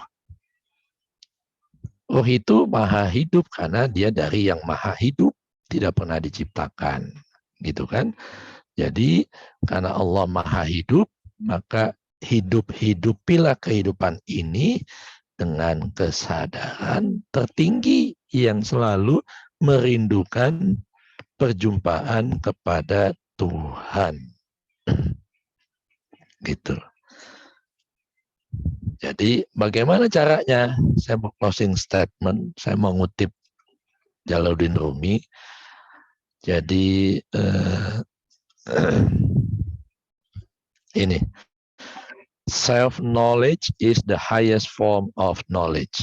Jadi pengetahuan tentang jati diri atau sejatinya diri adalah bentuk pengetahuan yang paling tinggi. Kenapa? Karena dari pengetahuan yang tertinggi itu, yaitu pengetahuan tentang diri sejati, itu akan melepaskan perbudakan akan karma kehidupan kita yang masih tertinggal di dunia. Jadi mudah-mudahan dengan pengetahuan tentang diri kita yang sejati itu, kalau belum cari dan belajar gitu, dan kita titi jalan itu sungguh-sungguh gitu. Allah selalu menjawab doa-doa hamba-hambanya gitu kan. Nah, closing statementnya saya mau doa satu saja, doa Nabi Muhammad. Allahumma inni as'aluka lazata nazuri ila wajhikal karim wa syauqa ila liqa'ik. Ya Allah, ya Tuhan kami mohon kepadamu kenikmatan memandang wajah agung dan anggun-Mu dan kerinduan yang sangat untuk bertemu, bertatap muka dengan-Mu. Billahi taufiq wal hidayah wa ma taufiq illa billah. Alaihi tawakkaltu wa ilaihi unib. Wassalamualaikum warahmatullahi wabarakatuh. Terima kasih semuanya. Selamat beraktivitas kembali. Mohon maaf lahir batin. Mudah-mudahan yang belum puasa Syawal silakan berpuasa Syawal. Masih bulan Syawal supaya kita mendapat banyak kemenangan dan kekuatan sehingga bisa bertemu dengan Tuhan. Amin ya rabbal alamin. Terima kasih, sampai ketemu kembali semuanya. Sebentar ya, Romo. Oke.